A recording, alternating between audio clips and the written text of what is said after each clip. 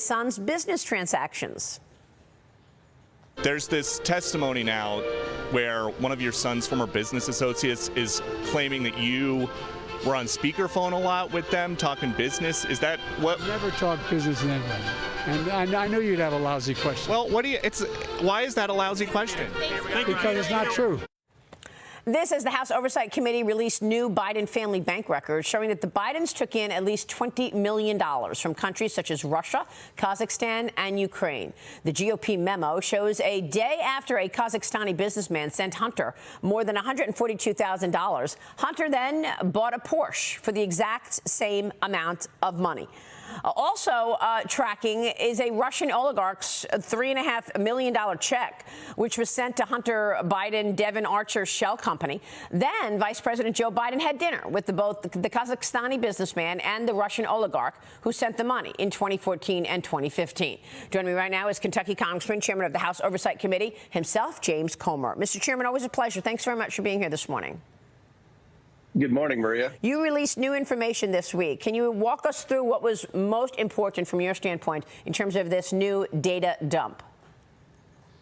Well, we found more bank records that show the Bidens continue to rake in millions of dollars from our adversaries around the world, much of it while Joe Biden was vice president. Remember, just a few months ago, the president and the media were telling us that, number one, no money ever transferred to Biden's while Joe Biden was vice president. That was false, and false in a big way. Said that his family never received money from China. That was false. We've proven that false with their bank records. And he said he never communicated with any of the people who were wiring his family the millions and millions of dollars. And that was probably the biggest lie of all, Maria. That's what we proved with the Devon Archer transcribed interview. Joe Biden communicated with every single person that sent his family money, even going so far as to having dinner with them. And that's just what we know about. I think that as we bring in more people who were in on the influence peddling schemes, I think we'll find more communication with Joe Biden. But we've already found more than enough to prove that he has lied to the American people over and over again. Well, I mean, the money that the family has apparently taken in from China and Russia are particularly concerning, given that he is in charge of policy. I mean, we've been sending Ukraine, tens of billions of dollars now for so long, ever since Russia invaded Ukraine. And the Ukrainian prosecutor general, who replaced Viktor Shokin because of pressure from then Vice President Joe Biden, reportedly had ties to both Hunter Biden and Burisma, lobbyists. The Washington Examiner is reporting the State Department emails show the Obama administration's believed Burisma's chief executive had almost certainly paid a bribe to Shokin's predecessor to shut down an investigation, Congressman. What can you tell us about this, and can you tie this to policy decisions that Joe Biden is making? Well, certainly when you look at as I've mentioned before, 6 policy decisions Joe Biden made that we feel were made because of money that his family took in.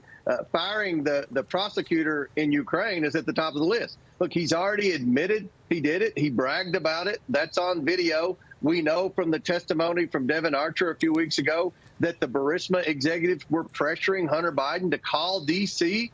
to do something about this prosecutor. 4 days later, then Vice President Joe Biden gets on a plane and goes to Ukraine and threatens to hold up foreign aid in exchange for terminating the special prosecutor who was investigating the corrupt energy company that was paying his son millions and millions of dollars. We also know that the FBI had that 1023 form that alleged that Joe Biden took a bribe from that same company. So there's overwhelming evidence that Joe Biden was very involved in that policy decision, because one of the bank records that we disclosed yesterday showed that his son received over $3 million from this Burisma. And remember, Maria, in that Form 1023, the oligarch brags that it would take investigators 10 years to unravel all the different money that he sent the president's son and the president, because they sent it through so many different bank accounts and so many different shell companies. Now, remember, we've already proven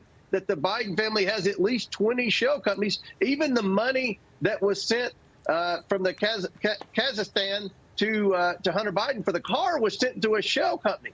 I mean, this is a pattern that the Bidens have done to hide the source of the revenue and then to deceive the IRS so they wouldn't pay taxes. If it's not bad enough that the president's family has been involved in a pay-to-play scheme, on top of everything else, they didn't pay a penny of taxes, according to the IRS whistleblowers, on the over $20 million that they received from our enemies around the world. Unbelievable. Have you presented all of this to Joe Biden? Have we gotten any answers from Joe Biden? I mean, he has said many times, including to Peter Doocy, that he has no knowledge of any of these transactions or business deals, never talked business with Hunter Biden. Shouldn't we be able to hear an answer from the Bidens, given all of your reporting? I mean, it's been nearly 2 months since the House Oversight Committee obtained that FBI whistleblower document accusing President Biden and Hunter Biden of taking a $5 million bribe each from Burisma. Newsbusters is now reporting that ABC, CBS, and NBC have not spent a single second covering this explosive allegation that, in fact, a sitting vice president accepted a bribe from executives of Burisma. $5 million to Joe, $5 million to Hunter. Congressman, are you going to present this with Joe Biden and ask for answers? Are you going to subpoena Hunter Biden? They had Don Jr. under oath during the Trump administration, and they asked him all sorts of questions about what we understood at the end of the day to be a lie about Russia collusion. Yeah, this is always going to end with the Bidens coming in front of the committee. We are going to subpoena the family. I mean, we're putting the case together to win in court. Obviously, with all the opposition and obstruction we're getting from the Biden attorneys now, we know that this is going to end up in court when we subpoena